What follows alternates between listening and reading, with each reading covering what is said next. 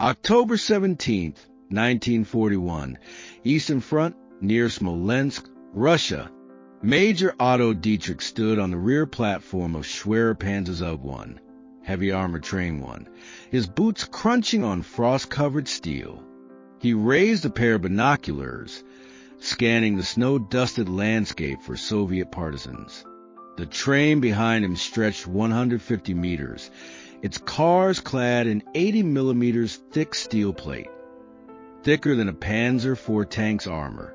A 105 millimeters howitzer mounted on the lead car fired a high explosive round, the blast echoing across the steppe. Dietrich checked his watch. The train had just cleared a section of track sabotaged by partisans, its mine-clearing plow tearing through buried explosives. This was the Nazi armored train, a moving fortress designed to protect supply lines, crush resistance, and project power across occupied Europe. It would guard convoys from France to Russia, survive direct hits from artillery, and become a symbol of Nazi occupation. But it was also a relic of a bygone era, outmatched by air power and ultimately abandoned as the war turned against Germany. The origins of Nazi Germany's armored trains trace to World War I, when both sides used basic armored rail cars to protect troops and supplies. By 1933, when Hitler took power, the German army, Wehrmacht, had only 3 obsolete armored trains, relics of the Great War. But as Germany rearmed in the 1930s, the Wehrmacht recognized a new need. Occupied territories across Europe will require constant patrolling to suppress resistance and protect critical infrastructure, railways, bridges, and supply depots. In 1938, the Heereswaffen, Army Weapons Office, ordered Krupp and Siemens Schuckert, 2 of Germany's largest industrial firms, to design a modern armored train. The project was codenamed Eisenberg Iron Fortress, and was placed under the leadership of Major Otto Dietrich, a 38-year-old engineer who had spent a decade designing military rail systems. Dietrich's team began by studying Soviet and French armored trains, which had seen action in the Spanish Civil War, 1936 to 1939. They identified key flaws in existing designs: thin armor, 30 to 40 millimeters, weak firepower, mostly machine guns, and poor mobility, unable to switch tracks quickly. The new Nazi armored train would address all 3. The first prototype, Panzerzug A, was completed in March 1940. It consisted of 8 cars, a lead mine clearing car, 2 artillery cars, 3 infantry transport cars, a command car, and a rear anti-aircraft car. Each car was built on a modified Woyen railway bogie wool assembly, capable of handling 50 tons, twice the weight of a standard rail car. The hulls were made of nickel chromium molybdenum steel, heated and rolled to 80 millimeters thickness on the front and 50 millimeters on the sides. The steel was hardened to 300 Brinell, hard enough to deflect 75 millimeters anti-tank rounds at 500 meters. Firepower was a priority. The lead artillery car mounted a 105 millimeters Luft-18 howitzer, capable of firing high explosive or armor-piercing rounds 12 kilometers. The second artillery car carried 275 millimeters KWK 37 guns, borrowed from Panzer IV tanks for close-range defense. The anti-aircraft car had 4 20 millimeters flak 38 cannons, arranged in a rotating turret, to shoot down enemy planes. Each infantry car had 4 7.92 millimeters MG-34 machine guns, mounted in ball turrets to cover all directions. The command car featured a small radar dish borrowed from a U-boat to detect aircraft up to 20 kilometers away, and a radio room with 3 transmitters to communicate with ground units and headquarters. Mobility was addressed with a dual-gauge bogie system. Most European railways used either 1,435 millimeters Standard gauge, common in Western Europe, or 1,500 20mm Russian gauge, used in Eastern Europe. The armored train's bogies could be adjusted in 30 minutes by a crew of 4, allowing the train to switch between gauges, a critical feature for operations across occupied territories. The train was also equipped with a mine-clearing plow, mounted on the lead car, a steel frame with 20mm thick blades that scraped the track bed, detonating mines before they could damage the train. The first test of Panzerzug A took place on June 10, 1940, near Berlin. The train traveled 200 kilometers at 40 kilometers per hour, its engines, two 1,200 horsepower diesel units, running smoothly. It fired 50 rounds from its 105mm howitzer, hitting targets 8 kilometers away with 80% accuracy. It then switched from standard to Russian gauge in 28 minutes, a new record. The Wehrmacht was impressed. In July 1940, the Army Weapons Office ordered 20 production models, designated Schwerer Panzerzug, Heavy Armored Train, or SBZ for short. The first production train, SBZ-1, was delivered to the Eastern Front in September 1941. Just in time for Germany's advance into Russia. Building each Schwerer Panzerzug required unprecedented resources. Krupp's Essen factory handled the steel hulls, which took 3,000 hours to fabricate per car. Workers cut 80mm steel plates using oxyacetylene torches, then bent them into curved shapes for the artillery turrets. Each plate was welded with 5mm thick seams, checked for leaks with compressed air, a pressure test of 5 atmospheres, ensured no gaps, and painted with anti-rust primer. Siemens Schuckert supplied the electrical systems, wiring for the radar, radio, and interior lights, all coated in rubber to withstand moisture and vibration. The diesel engines were built by man in Nuremberg, each requiring 500 hours of assembly. Their cylinders were honed to 0.01mm tolerance to prevent oil leaks. The most challenging component was the mine-clearing plow. Designed by the engineering firm Reinstahl, it had to withstand 5 kilograms anti-tank mines without breaking. The first prototypes failed. The plow blades bent after detonating 2 mines. Reinstahl reinforced the blades with 10mm steel ribs and added a hydraulic shock absorber to absorb the blast. The final design could detonate 10 mines in a row before needing maintenance. By December 1941, 12 Schwerer Panzerzug had been built, but production was hampered by shortages. Steel was diverted to build tanks for the Eastern Front. Each SBZ required 200 tons of steel, enough for 2 Panzer IVs. Rubber for the electrical wiring was scarce, as Allied blockades cut off imports from Southeast Asia. Mann's diesel engines were in short supply, with half of each month production going to U-boats. By March 1942, only 15 SBZ trains were operational, 5 short of the Army's target. If you found this interesting, give a thumbs up to show your support. Drop a wonderful in the comments to let me know you're still with me. Stick around till the end, because I'll reveal 3 mind-blowing facts you won't want to miss. Haven't followed yet? Hit that follow button so you won't miss our next deep dive. Trust me, the best is yet to come. The Eastern Front became the Schwerer Panzerzug's primary theater. In October 1941, SBZ-1 was assigned to protect supply convoys between Warsaw and Smolensk, an 800-kilometer route frequently sabotaged by Soviet partisans. On October 17, 1941, the train encountered its first action. Partisans had planted 10 mines on the track and hidden 50 infantry with anti-tank rifles in nearby woods. The mine-clearing plow detonated 6 mines before one blast damaged the plow's hydraulic system. The train stopped, and the 75mm guns fired on the partisan positions, killing 12 and scattering the rest. The crew repaired the plow in 2 hours, using spare parts carried on the train, and continued its mission. Dietrich later wrote in his report, "The train turned a certain ambush into a rout. The partisans had never seen anything like it. SPZ trains proved equally effective in urban combat."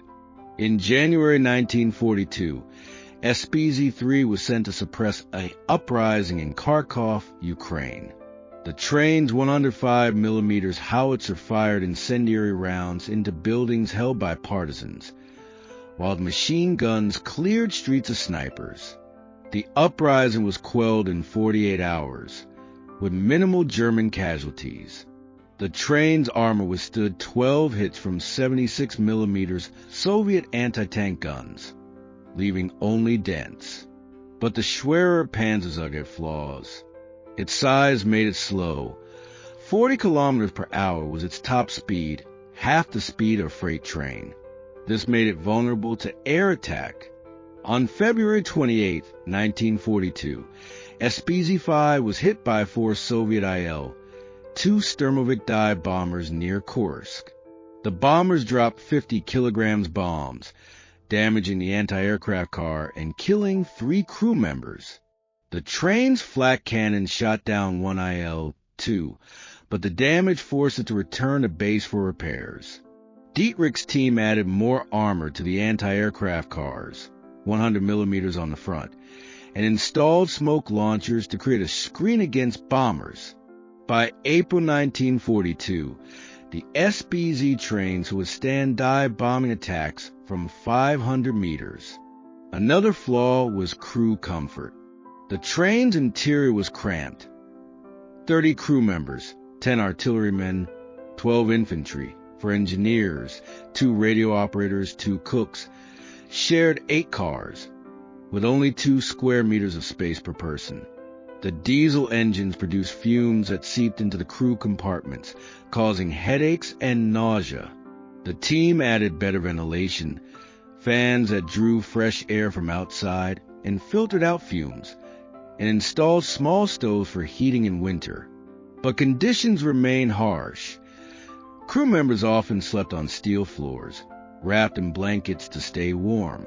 By mid-1942, the Schwerer Panzerzug program expanded to Western Europe. SPZ-7 was deployed to France in June 1942, tasked with protecting the French rail network from the French resistance. The resistance had been sabotaging tracks and derailing supply trains, costing Germany 50,000 tons of supplies per month. SPZ-7 patrolled the route between Paris and Lyon, a 400-kilometer stretch that had seen 20 sabotage attacks in May 1942. In July 1942, the train foiled an ambush.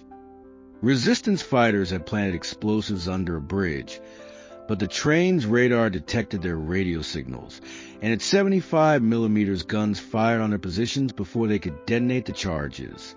Over the next 6 months, SPZ-7 prevented 15 sabotage attacks, reducing losses on the Paris-Lyon route by 70%. The SPZ trains also saw service in the Balkans.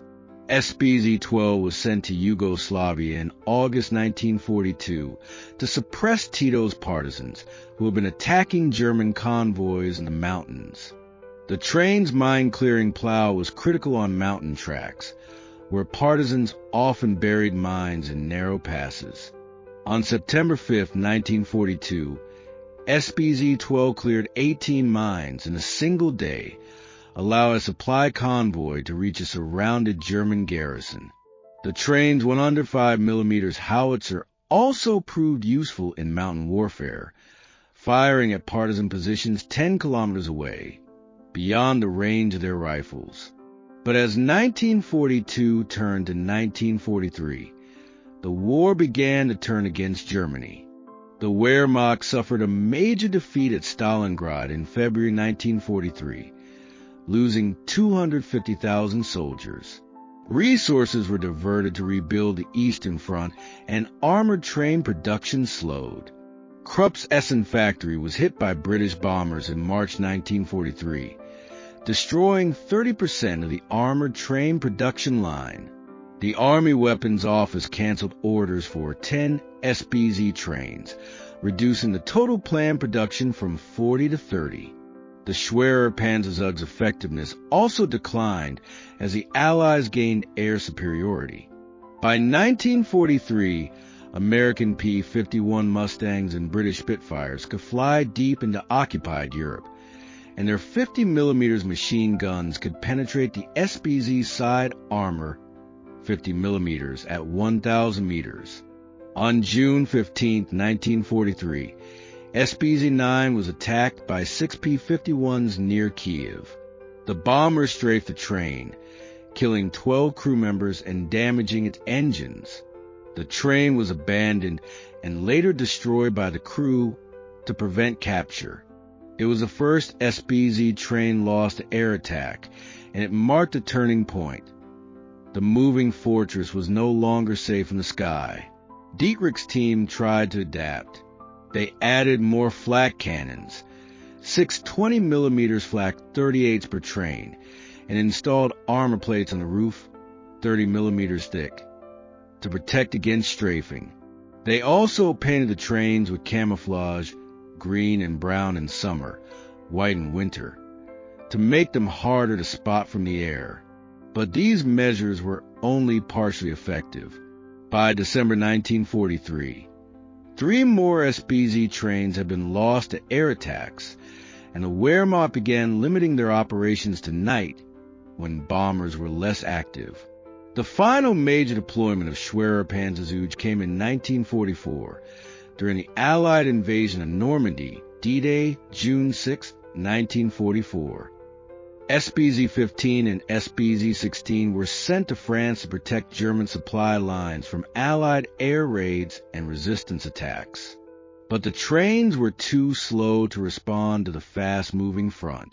By July 1944, Allied forces had captured most of Normandy's rail lines, and the 2 SBZ trains were trapped near Caen. They were used as static fortresses, their guns firing on Allied tanks until they ran out of ammunition. On August 10, 1944, the crews destroyed the trains with explosives to prevent capture.